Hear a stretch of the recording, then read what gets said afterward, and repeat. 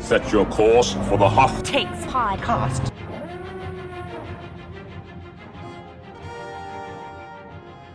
Welcome to Hoth Takes. I'm Eric Yeller. I'm Grace Seegers. And I'm Haley Bird-Wilt.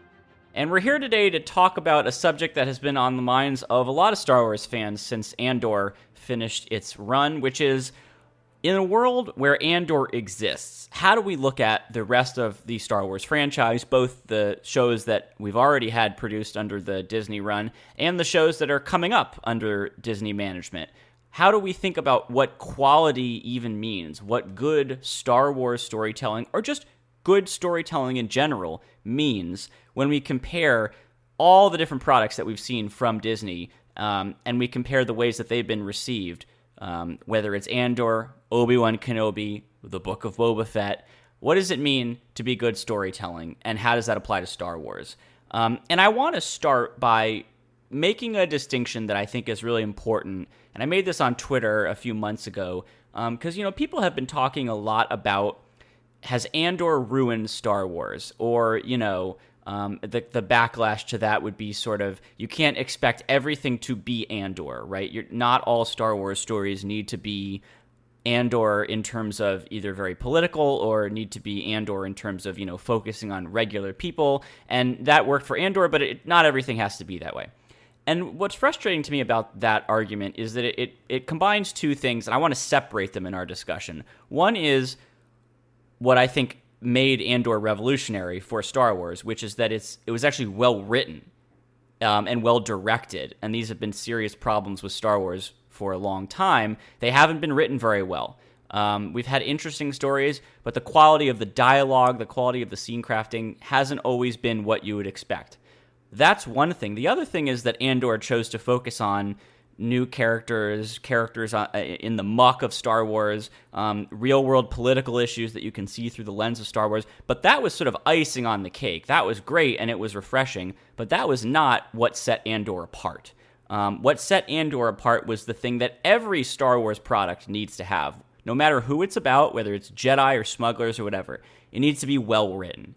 And that, to me, was the signature triumph of Andor, the thing that the other shows, regardless of who they focus on, have not had, which is consistent, quasi-Shakespearean writing. I mean, we can all think of our favorite dialogue. Everybody points to the Luthen monologue, right? That is something that you don't see in other Star Wars. You just don't. And it doesn't matter who it's about. It's the writing, to me, that sets it apart. And so I'd like to open this up to you two, Grace and Haley. Let's talk a little bit about going forward, as Disney decides what it wants to do next with Star Wars.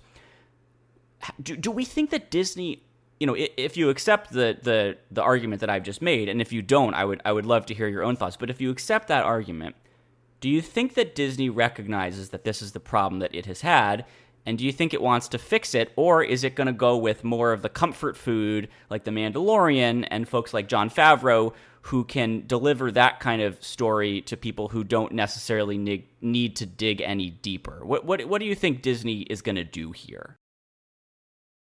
I'm a real cynic, and I think that first and foremost, Disney is a big company that exists to make money, and therefore they will continue to do things that make it money. And I think The Mandalorian makes a lot of money, and we saw Grogu makes a lot of money in particular. And I think that they're going to continue down that path while also continuing with Andor. And I do want to dig a little deeper into The Mandalorian a little later on in our conversation. But I think that you make a really interesting point, Eric, about the writing in Andor being very good, and perhaps compared to some of the other live action shows, I will put that little asterisk there of live action. Andor has been doing something pretty special, comparatively speaking. So if I had to put my money on what Disney does next, I would just guess they would continue to do a little bit of everything whatever makes the money. And that means, sure, continuing doing Andor and continuing that storyline, but I don't think they're going to go out of their way to make beautifully written and paced TV shows all of a sudden. I think that's just probably not the most profitable route, and therefore not the route that they are going to take. But like I said, I'm a cynic. So I'm probably the most optimistic person here because I'm not going to complain a lot about the other shows. I don't know. I thought Book of Boba Fett was sort of fun in its own way, and like, I enjoyed Obi-Wan. I enjoyed The Mandalorian, and I think I'll agree with Grace when she complains about the sort of crossover. At least I assume you're going to, of the plot line between The Mandalorian and Boba Fett, and like viewers are not going to know what's going on with season 3. But like, so for me, when I look at Andor and why it was so much better, I am especially thinking about the sequel movies, because Andor just seems to have a very, I don't know, intentional direction that it is going with all of its characters from the outset. And like, I don't know, maybe it'll fall apart, but I don't think it will, because just given the first season, it very much seems like, you know, they have been very intentional, and they have a plan for where they're going. And maybe you give that's easier because you know where like the plot goes from there, and like we know what the ending is already for Andor. But like for the other characters, like I don't know, I have confidence that it's going to be a coherent story, which was not the case for the sequel films. And I think isn't the case. I think Jon Favreau was saying, "Oh yeah, I don't have like an end in mind for The Mandalorian." Which, like, you can defend that because it's like, I don't know, it's a Wild West show. It's sort of serialized. Which, like, there's a charm to that. But, like, it also risks, I don't know, ending on an unsatisfying note. And so for the other shows, I think that, like, when I'm really comparing them, it's that intentionality. And, like, that's the one lesson I would love for the Star Wars writers and producers to take away from Andor. Like not all of the shows need to be this serious. They don't all need to be this like political, but I do think the other lesson should be that they can be political. Like this was not a huge controversy, which it very easily could have been, with very clear-cut political messages. But it wasn't. Like lots of people really enjoyed it. It was extremely well done. And so I would hope, number one, intentionality of the plot, like the story itself from the outset. And number two, like take risks, like especially on like the content itself. Like the other downside of the sequel trilogy was it very much felt like it was being written by a committee. And we've discussed this in past podcasts where it felt like they were responding to backlash from the previous film, each you know, subsequent movie, which doesn't make for a good story. It doesn't. It makes for everyone to be unhappy. So I don't know. I think with Andor, those are the two main things that they did really well. I'm so glad you mentioned that Jon Favreau quote, because I do think that a lot of the reasons why Andor is successful is because of the deliberate plotting and the well thought out, you know, character arcs. And that's hard to do when you're given a blank canvas and you're tempted to leave things unresolved or spin things off in surprising directions to create tie-in opportunities. But when you have characters who have to die or just otherwise end up in certain places on a certain date, that forces you to come up with the smartest and most interesting and most fun possible way to get them there. But you know where they're going, and the experience for the audience is about how. And I don't think it's a coincidence that Andor, one of the best things that Star Wars has ever done, is praised for the quality of its character development and is pushing toward a specific endpoint, whereas a lot of the complaints about The Mandalorian are that it doesn't feel like it's a weighty story, and it just so happens to be the marquee product in this largely unexplored era,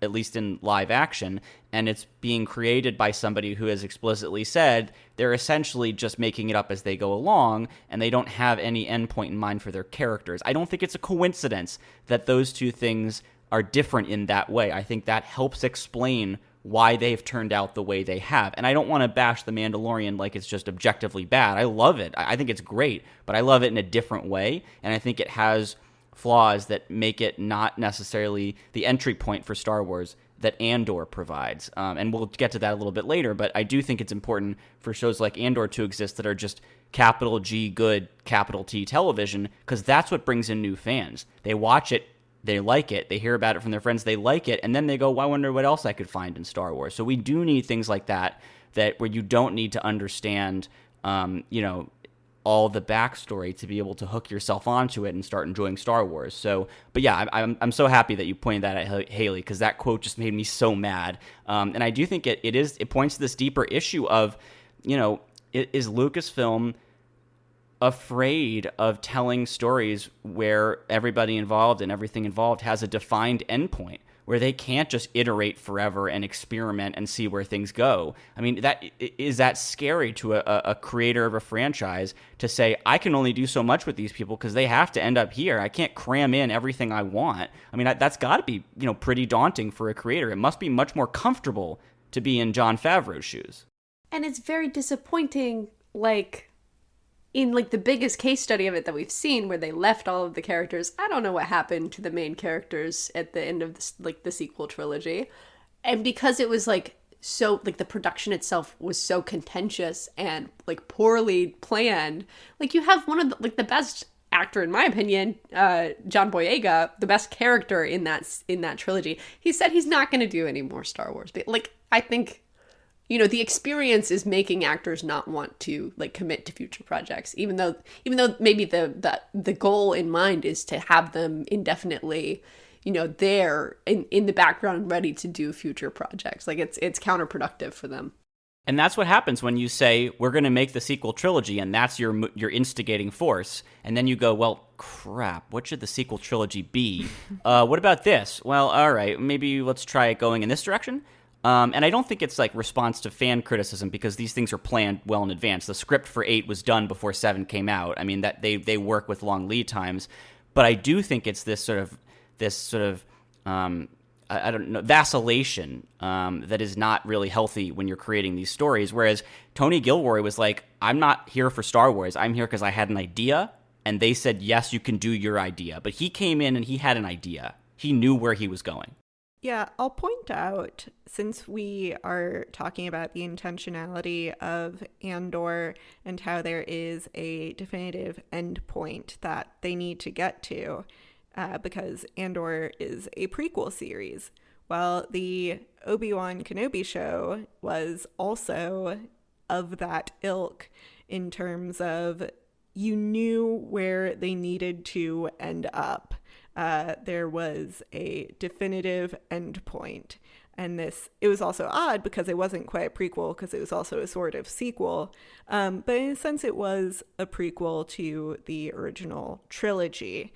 And I think that, unlike Andor, the Obi-Wan Kenobi show, which I did enjoy, but it didn't have that same intentionality. There was never a sense that they knew why it needed to exist. It was more just a sense of, hey, wouldn't it be cool if we got Ewan McGregor and Hayden Christensen back? And yeah, you know what? It was cool. But because there wasn't a true narrative purpose for it, and because it was clear that they didn't have a through line in mind, if that makes sense, then it didn't have the same staying power, and also because it was, in a lot of ways, nostalgia bait. So I think that it isn't just needing to know where these characters end up at a certain point. It's also needing to know where these characters end up and having a reason for getting them there.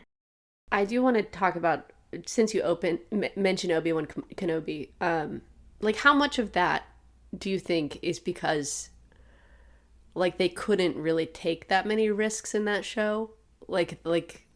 At that point, it's so established in the canon, and it's the characters are so important to so many people, and we know what happens, but they can't really change, add a bunch of new stuff that would sort of cause ripples.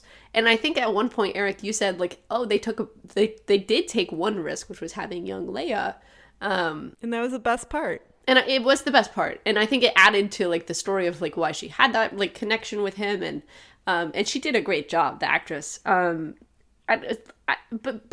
because of like that perception, and like maybe it was, like I said, more so being written by committee than the other shows, because of like they're trying to be very careful and not, cross any red lines. Like it limits the storytelling and how powerful they're able to be with it. Well, and you can understand why they feel that sense of caution and risk aversion, because the fact that Leia and Obi-Wan went on this adventure was one of the most controversial parts of the show, that people were saying that it doesn't fit with the characterization that we saw in A New Hope, and it doesn't explicitly contradict it, but you do have to do a little bit of hand-waving to say, well, what she meant was this, and that's how you can make it work. And that's fine with me. That's a trade-off I'm willing to make, but you have to imagine sitting there as people at Lucasfilm and going, oh yeah, people are pushing back on this, and maybe taking that as a lesson of, let's try to be a little bit more buttoned down with the things that we do, even if we can get away with doing our first choice. Maybe we just don't want to court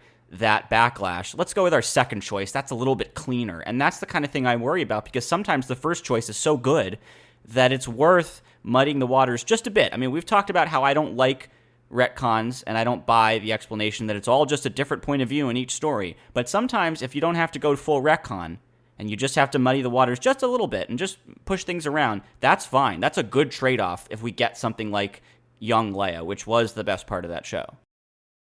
I think as well, this goes to kind of what you mentioned earlier, Eric, in terms of having characters that are legacy characters. So Andor was about characters that we didn't really know, and that gave it room to grow. And The Mandalorian started off that way. When The Mandalorian began, yes, obviously Baby Yoda looks like Yoda, hence why he is known in fandom as Baby Yoda. And yes, there are Jedi and the Force, but the first season of The Mandalorian is just this dude and this baby wandering around the galaxy, and there wasn't this same sense of being beholden to the larger Skywalker saga, which then obviously changed in the second season at the very end when Luke shows up, which I thought was cool at the time.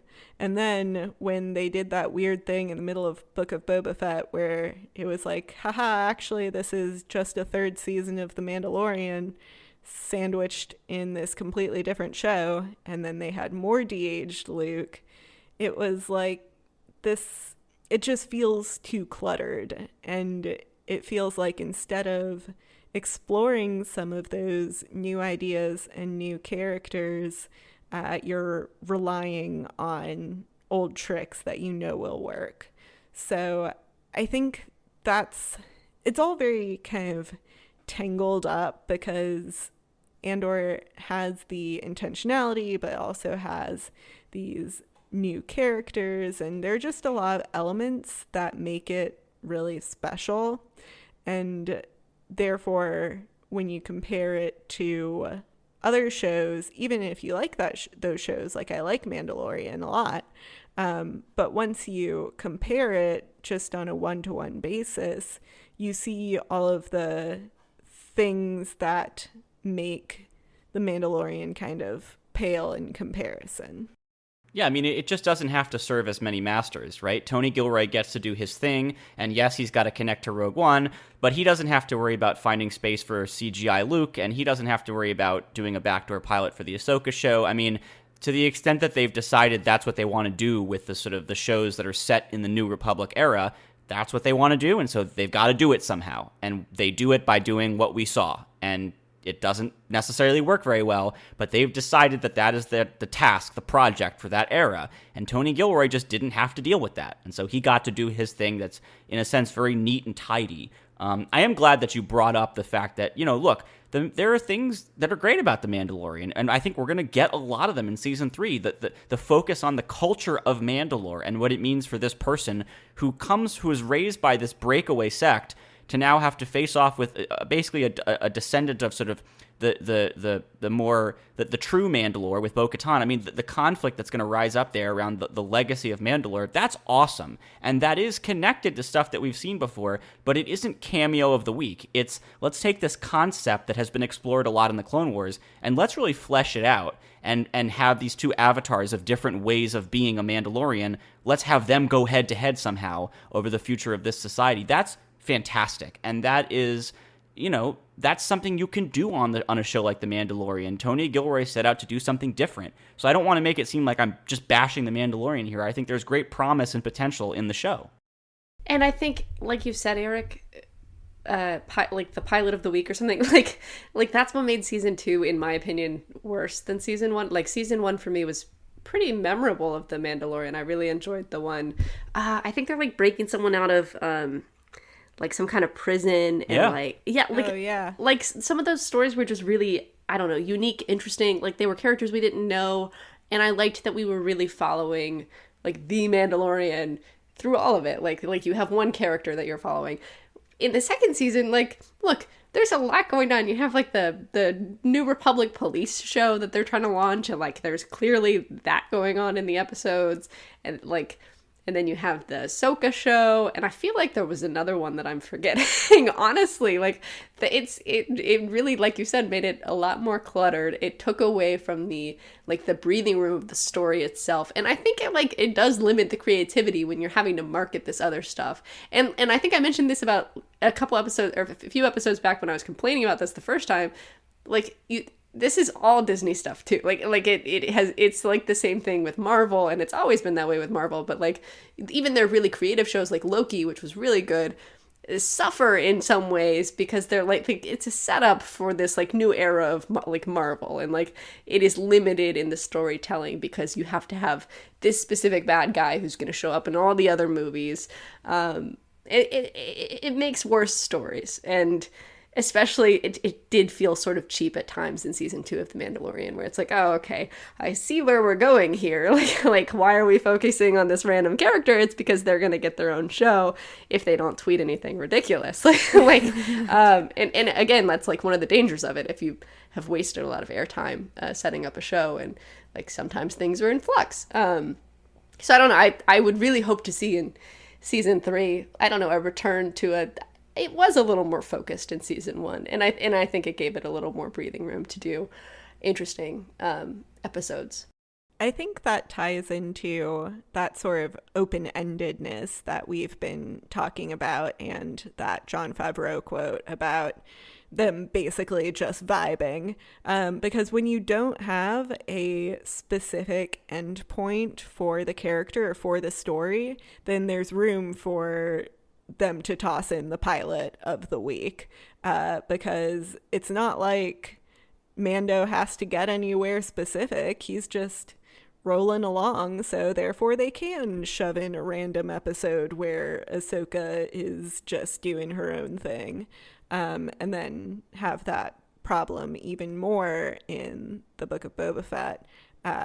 So I think all of this ties together of that lack of focus allowing for the tie-ins and for a more focused show with a more deliberate outcome and more freedom to follow its own specific plot line. Then you're never going to get in Andor a pilot for a spinoff show, or at least I certainly hope not. But that's always a risk when you watch The Mandalorian, and I think that was very much the case in season 2, like you said, Haley. I think season 1 had something that season 2 didn't, and I enjoyed much of season 2, but I feel like because it became sort of the show to launch all spin-offs, something innate in the first season was lost.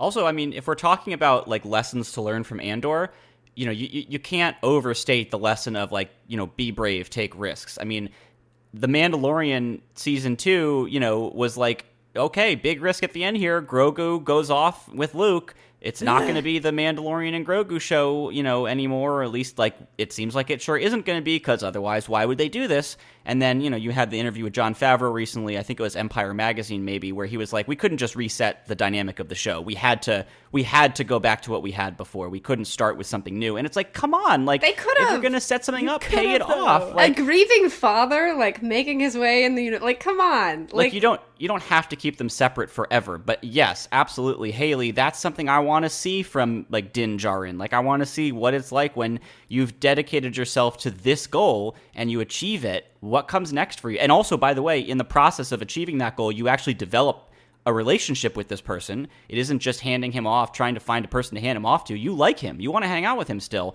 And now he's gone. That doesn't have to be permanent, but it can't be the snap of a finger.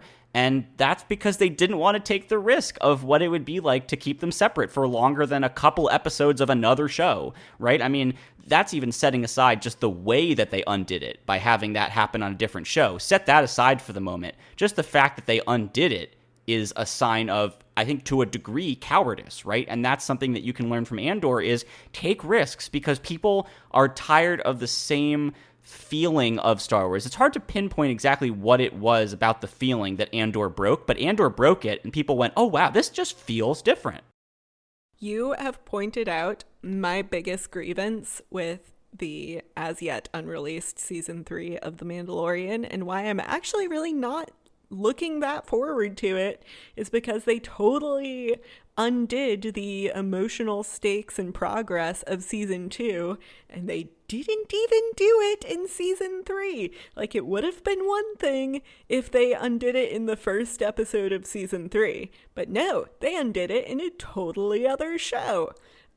This is my personal grievance right now, and as you can tell, I am so annoyed by it. Disney, and I think it's I don't know, they underestimate the audience, because they don't think the audience will have the attention span or the fortitude. Like you said, Eric, it may have only been just a couple of episodes without Grogu, but you don't get as good of a payoff when you're not willing, I don't know, to let people sit in a the down part of the story arc for a little while. There have to be ups and downs for it to be a compelling story, and there was no willingness to have that patience. And in another aspect of this too is Grogu's gonna just come into this season with a better mastery of the Force and more I was just watching a trailer and he's using the Force in this trailer, and it's I don't know, that's the other thing, and the payoff of that, you don't actually, it's in a different show for one thing, but it also was very because it was in another show, it was very compressed. We didn't really get to see much time spent on him working on that, and especially if you didn't watch the Book of Boba Fett at all, you just come into it and Grogu is more powerful and more assured, and I don't know, it's they want all of the highs without any of the lows, really. Yeah, they don't have a tolerance for those moments of discomfort that are natural when you're watching the life of a person. I do want to talk about another thing that Andor, showed us, which is that you don't need to have every story be about Jedi, and you don't need to have cameos up the wazoo. You don't even really need to have space battles. You can tell a good Star Wars story without basically any of that. There was one, the Luthen escaping scene is basically a space battle, but that's it, right?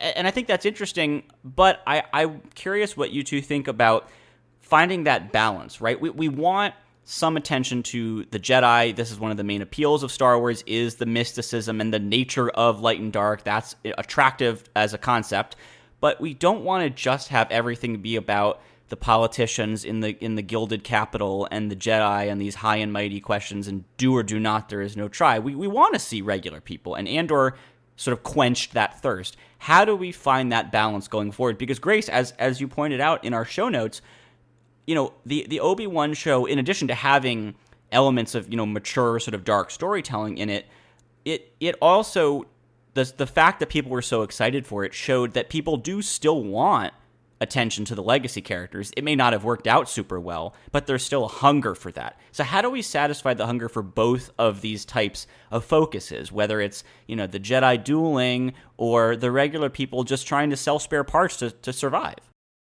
So for me, when I was thinking about this question, I realized as I was thinking, what's a story that I could want about that sort of incorporates both the Force and the Jedi mysticism with the more average everyday life. And then I realized, I'm thinking of Star Wars Rebels, which is, as listeners of Hoth Takes know, we are proselytizers for the greatness of Star Wars Rebels.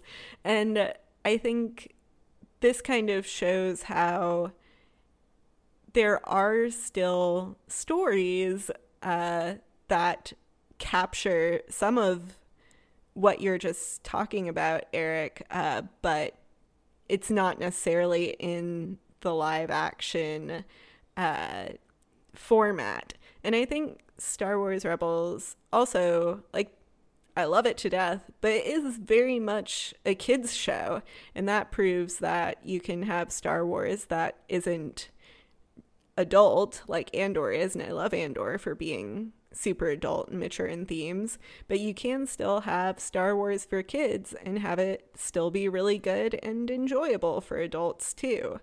And so I'm trying to think if I had a point in mind here other than Rebels was great.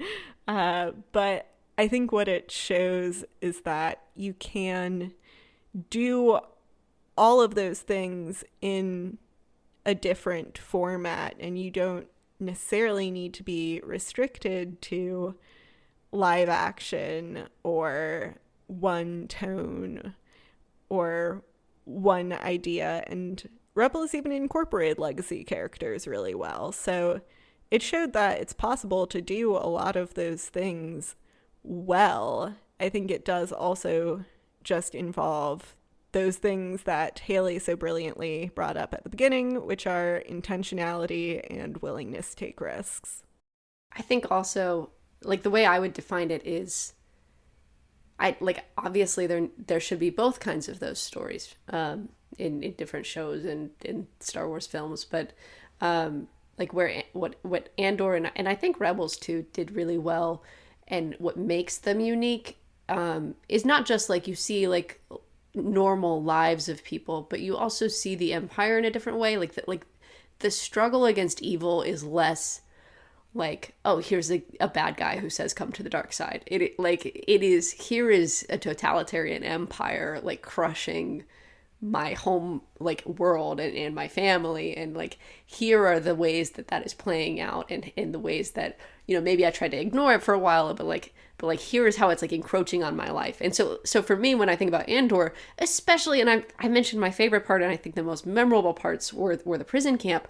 It was just such a clear view of evil. It was like I said, it's super intentional about showing a very specific form of evil, and it is one that people all around this world have experienced from governments, and so even if it's not Jedi or I don't know, very powerful beings fighting against evil in these shows, I think it's really compelling storytelling, and it really does bind together the point of Star Wars, and a huge aspect of it from the beginning has been this battle of light versus dark, and exploring what that means in this galaxy far away, and so I feel that's sort of the common thread, even if we're seeing these big differences of there's no Jedi here, and in the sequel series, you still have that kind of pervasive evil, because the First Order is trying to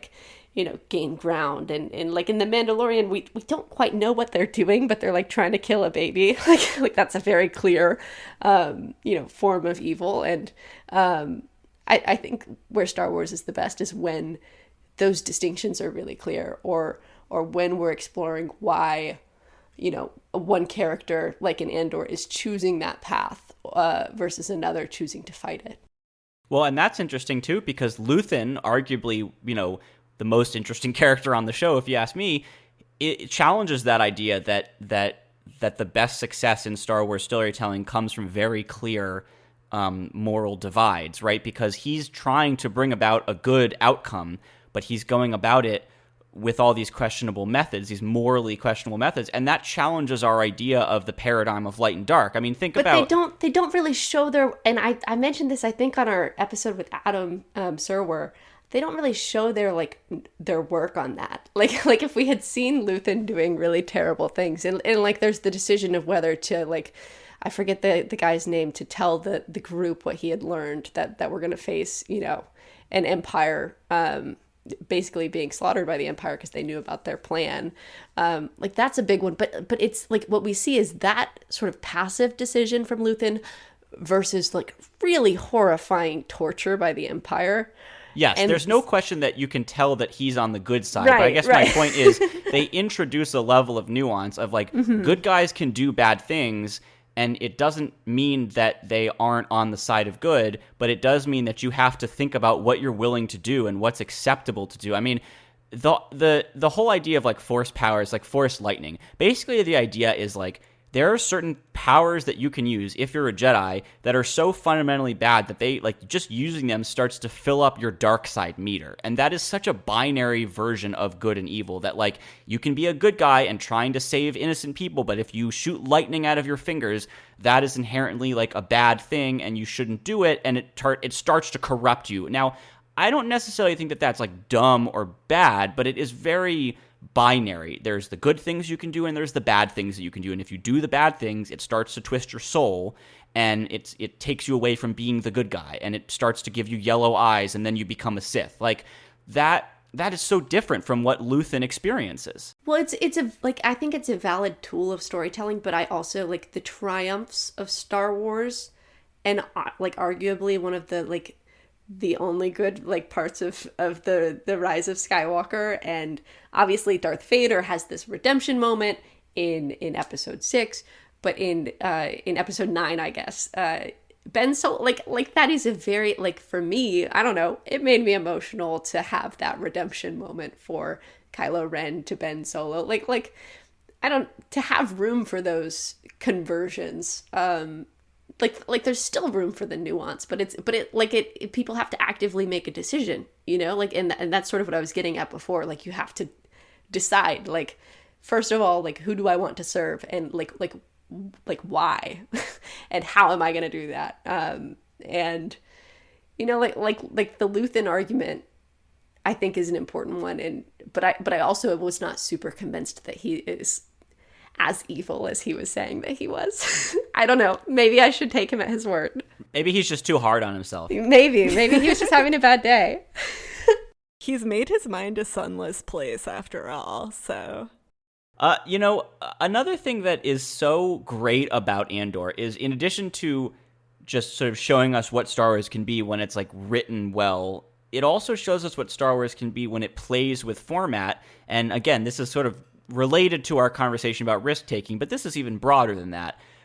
Do we think that Disney will kind of learn the right lesson here, which is it's time to do Star Wars shows that just play with format and genre and tone in ways that we've never seen before? I mean, one thing that I put in the notes is Star Trek Lower Decks, which is this really great animated comedy that maintains the spirit of Star Trek despite being very different from the other shows. And it reminds me of the canceled Star Wars project Detours. And if anybody goes on YouTube and searches for the one trailer that they ever made for Detours, it's incredibly cursed. I'm so glad that they never, this show never saw the light of day. But I think it was getting at something real, which is there's room for an irreverent Star Wars comedy that respects the franchise but doesn't take itself too seriously and has little Easter eggs and the kinds of things that we get mad at the serious live-action shows for doing in terms of shoehorning things in. But you can do that in a show like Star Trek Lower Decks, and I would really encourage people to watch it. It's a great show, even if you're not the biggest Star Trek fan. what do we think Disney is going to do moving forward when it comes to finding the variations of tone and focus and genre that work for Star Wars? Because not everything would necessarily, but in the EU, we've seen, horror novels with zombie stormtroopers. I mean, they've covered so much ground in the EU.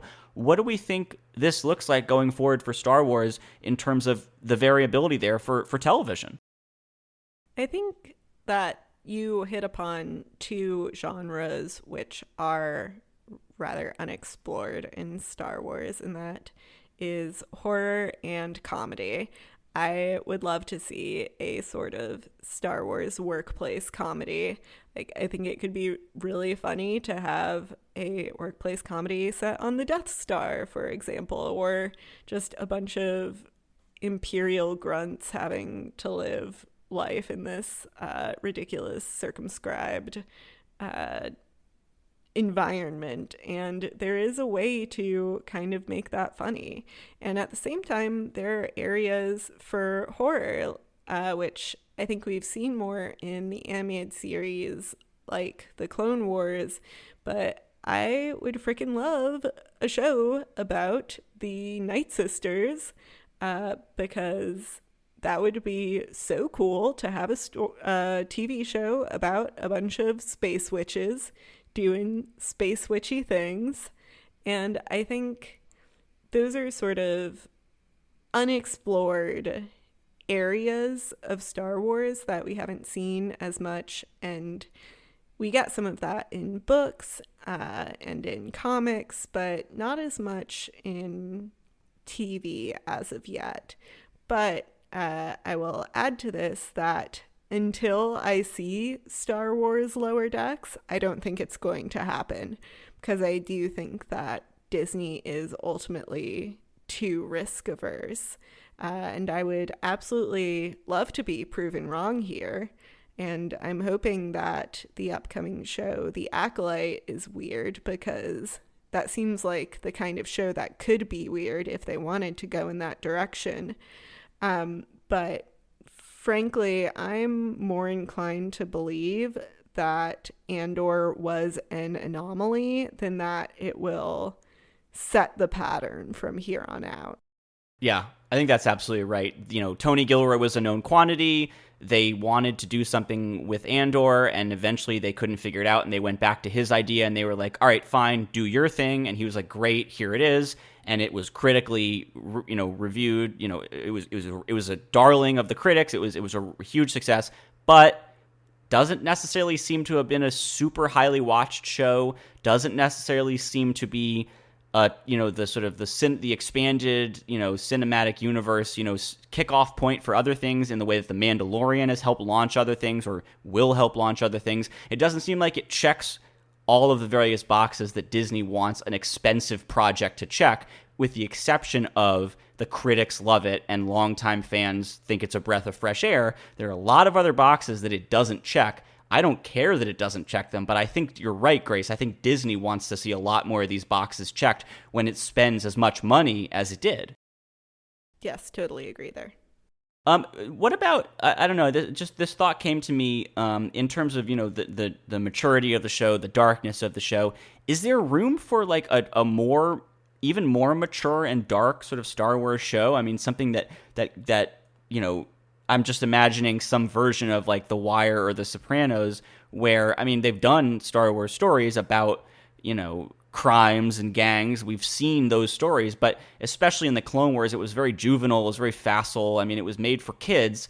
We see some of that in Andor, but it wasn't the focus, and it wasn't, I mean, for lack of a better term, explicit in a lot of ways, right?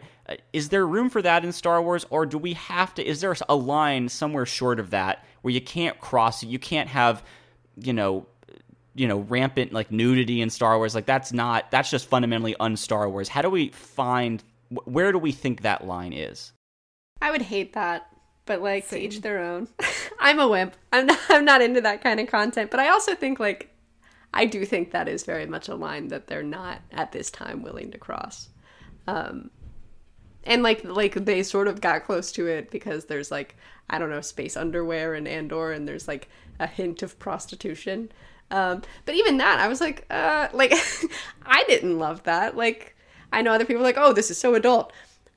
If it adds to the story, maybe, but like if it's just like trying to be adult for the sake of being gritty, like I don't always find that super charming. In like for like one example that I found really powerful, I feel like the film Logan is more mature than a lot of like the X-Men movies, and it was also like a beautiful, powerful film, and like so like it justified it. And so for me, like something like that would have to be justified.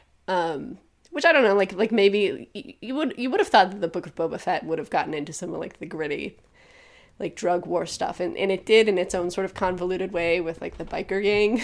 Oh, please don't! I'm so triggered right now. Please don't. I can see their like chewing gum color scheme on the bikes in my head right now. I'm thinking of the guys who were like graffitiing, and that like Boba Fett like guns down in cold blood. Who am I thinking? The Pikes? Is that who I'm thinking? No, it was someone else. The Pikes like framed those other gang Pikes members. that was at the end. That was yeah. But that was what's her name? Fennec like killed them all at the end, I think. No, in the flashback when Boba kills all of the... Oh. I don't remember who those guys were. Didn't they kill the Tusken Raiders? Yeah. I don't know. Like Boba Fett was dark, and I guess that gets to what I'm saying. Like there were dark moments and there were like mature moments because of like I personally didn't love Boba Fett in his helicopter gunning down the people on their, like, I don't know, if it was speeders or whatever, like, small vehicle, like that's kind of mature content, like, in my view, but it didn't really justify itself. It wasn't, in my opinion, like, powerful storytelling. So that would be sort of my demand if I were in charge, that it, like, at least has to be meaningful and not just, like, ugliness for the sake of ugliness. Yeah, I totally agree with you, Haley. I think Andor pretty much is the threshold for darkness.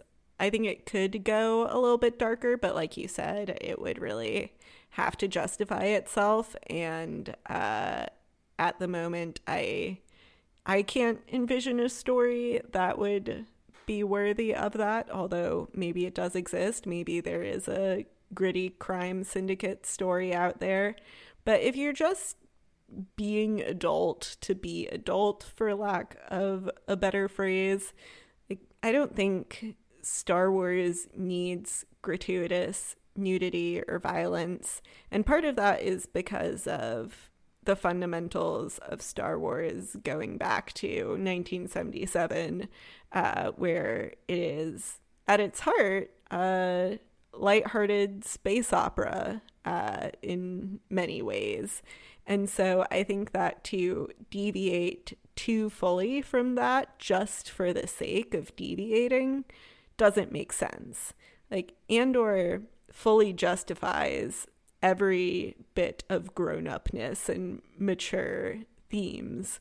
And I think that it explores a lot of areas that haven't been explored before in really new and interesting ways. But I don't think we need to have Star Wars of Thrones or anything like that. It just, not without purpose, and right now I just can't see a purpose. Ooh, I'll add, because like I was complaining. I think it was like the first 2 episodes of Andor. People were like, "Oh, this is gritty." The one like part that was adult in Andor that I like thought was good was like when he's on, I think Morlana something, the beach planet, the party planet, and he's like, I don't know, you can tell it's very much a casual relationship that he has with this woman who's in the bed, and she's like telling him to go buy some more of like the blue candies or whatever. Like, I don't know, that like actually contributes to your understanding of the character, like Andor himself, and like what he's doing on that planet. Like I find that useful for the story.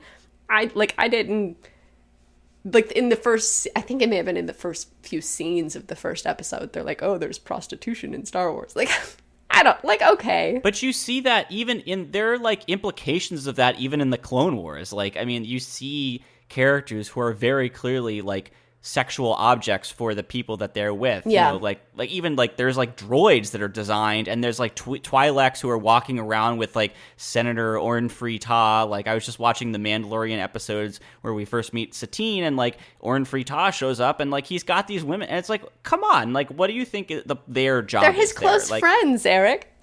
that's not his staff director and his communications director. Hey, like they easily could be. Let's give them some credit. I mean, they're not dressed in workplace attire unless it's a specific kind of workplace. That's what I'm saying. And like, Maybe they're liberated. Don't be so judgmental, Eric. look, maybe Orn Free Taa has a very relaxed workplace attire policy, but something tells me that there are activity. The world's oldest profession exists in Star Wars, and we've already seen hints that this is a job that people do. I mean, also Right, and so maybe that's why I wasn't, like, I don't know if it was people on Twitter, but people were like, oh, this is, like, I don't know, this is so refreshing to, like, see Star Wars include things that happen in the real world. It's like, I don't know, it's like, especially like the cantina scenes, like, very much clear that has already been there. And so like I said, the one aspect of Andor where they did try to do that and like add sort of a sexual undertone that I found useful was where it like actually contributes to your understanding of the character, or what he's actually doing in the story. Yeah, no, it was definitely more explicit in that situation that this is something that he has done. I mean, there's obviously the earlier scenes with Tim and Bix, like that. Again, they're putting it front and center as opposed to characters in the background, which is the kind of the way that Clone Wars did it. So I agree with you that is like, it has a purpose and it's in your face, but it has a purpose. You know, I am glad, Grace, that you mentioned The Acolyte, because I think that is, you know, potentially going to be a very dark show. I mean, folks who have been following what, you know, Lucasfilm has been doing with the High Republic era in general, it is a dark era of Star Wars, which is funny because they advertise it as like it's the Jedi's golden age, but the threats that they're dealing with are very scary and very dark and very challenging for the Jedi. And the premise of The Acolyte that has been described so far makes me think it's not going to be a horror, you know, thriller, but like, it's probably going to be a thriller of some sort. It's probably going to be like disturbing on some level in terms of like the threats, whether that is psychological or creatures or whatever. I think it is going to challenge us in terms of tone in ways that Star Wars hasn't done before. At least I hope that they do that, because I think that would be really interesting.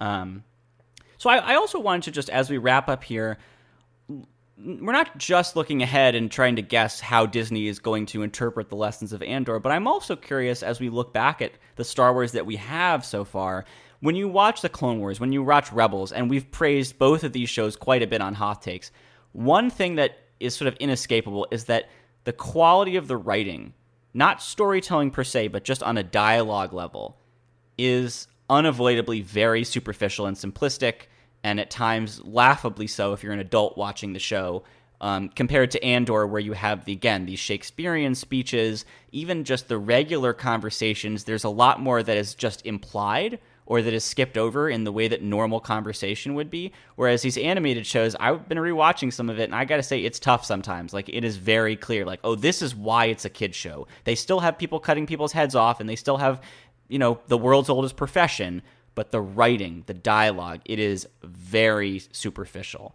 Does that bother you when you rewatch it? Has your brain chemistry been altered by Andor, or can you still appreciate it on a dialogue level? Well, I think, as I was saying before, they're just two different things. So Clone Wars and Rebels, as much as I love them, and I really, really do, they are fundamentally kids' shows. And sometimes they do have really deep and powerful and meaningful episodes and scenes and arcs that can go into really tough stuff. So like the Umbara arc of Clone Wars, for example. And I think Siege of Mandalore in season 7 is probably as mature as Clone Wars gets. But just because I've seen and loved Andor and thought that the dialogue was really freaking awesome doesn't mean that I can't still appreciate something that exists for a totally different purpose. Like, Rebels was made to be watched by 10-year-olds, and Andor was not made to be watched by 10-year-olds, and I can respect the difference, if that makes sense. Although what it does do is make me have higher standards for the shows that are also meant to be more adult, like The Mandalorian. And I think, if anything, it'll make it more difficult for me to watch the live action shows than it would be to go back and watch the animated shows, because we all know that the animated shows are, they first aired on Cartoon Network and Disney XD. And The Mandalorian, though, is it's watched by kids. I don't mean to say that it's not kid friendly, but it's also more of a grown-up show. It's not a kids show. And so I think, if anything, I'd be more likely to look back at The Mandalorian and be kind of disappointed by the in-episode writing than I would be going back to Rebels or Clone Wars. Yeah, I agree. And like maybe there's ways to polish they could have polished the animated series a little bit more. And I haven't been watching, Eric, I think I saw you tweeting about watching the latest Bad Batch. I haven't been watching it, so maybe we'll get into that sometime soon. So that's like the one recent Star Wars show that I didn't find anything redeeming in it. I didn't really enjoy it, but and maybe if I go back and listen to the Hoth Takes episode where we talked about it, maybe I enjoyed something then, and so I should go refresh myself on it. But in hindsight, I wasn't super sold on it as a concept, and maybe I need to give it another chance in season 2. But that's the kind of thing where it feels a little more like they could have done a better job with the writing. Like for me, when I'm thinking about writing complaints, it's Bad Batch and Book of Boba Fett, because Boba Fett didn't really have a clear story plan, especially not for the characters themselves. But for Rebels and Clone Wars, I think in a lot of ways it was really good writing and at least very good storytelling. And I'm glad that there's shows that maybe it's more basic dialogue or more basic writing, but I'm excited to watch Rebels with my kid when he's a little older. That is something that I'm looking forward to. So I'm glad that kind of, Star Wars content exists. And I'm planning on Rebels to be the first Star Wars thing we watch together. Cause I think it's the most age appropriate. Clone Wars honestly is kind of scary. So I don't know. For me, the complaints would be more recent with the writing. Plus, if you watch Clone Wars with him, you're going to have to explain why Orn Free Taa's chief of staff is dressed like that, and we just don't want to get into that. Yeah, it's funny. Bad Batch, it's not great. The storytelling is not great. But the dialogue is a little bit more, not mature, but just not as, facile and, sort of rudimentary, and, there's a little bit more sophistication of the dialogue. I don't know if that's just the era that they're in. It's a little bit grimmer in terms of the time period, and they're talking about grimmer things, but it's just a step up a little bit from Clone Wars and Rebels in terms of the sophistication of the dialogue, but the storytelling overall is just completely uninspired. So watch it if you want, but don't expect Andor. And I think that just points to you got to keep churning out Star Wars content, and I'll be very interested to see what Disney does with these lessons that it has learned from Andor, because there's a blueprint here for a diversity of Star Wars storytelling. And again, going back to what we said at the beginning, it doesn't have to be Andor in terms of the darkness of the storytelling or the focus of the storytelling, but it does have to be Andor in terms of the quality of the writing, which is the biggest problem that Star Wars has suffered from the beginning. The writing of the dialogue, the plotting of the storytelling, that is where Andor does need to be copied. And I hope that they will do that. But Grace, as you said, I'm not super optimistic that they find a financial incentive to learn that lesson. All right, well, that's going to do it for this episode. Thank you so much for listening. If you want to share your thoughts about this show or suggest topics for our future episodes, you can email us at hothtakes@gmail.com, or you can find us on Twitter. We are Hothtakes on Twitter. I'm Eric Geller on Twitter. Grace is Grace_Seegers. And Haley is Birdinator. Haley made our wonderful logo and banner art. I edited the show and put together our music. And as always, we want to remind you, for legal purposes, all Star Wars music and sound effects are the intellectual property of Lucasfilm. You can find a complete archive of past episodes on our website. That's hothtakes.wordpress.com. And hey, if you like the show, please let a friend know what we're doing here at Hoth Takes. You can find us on all the major podcasting platforms, including Apple Podcasts, Google Podcasts, Spotify, and Stitcher. We will see you next time. May the Force be with you.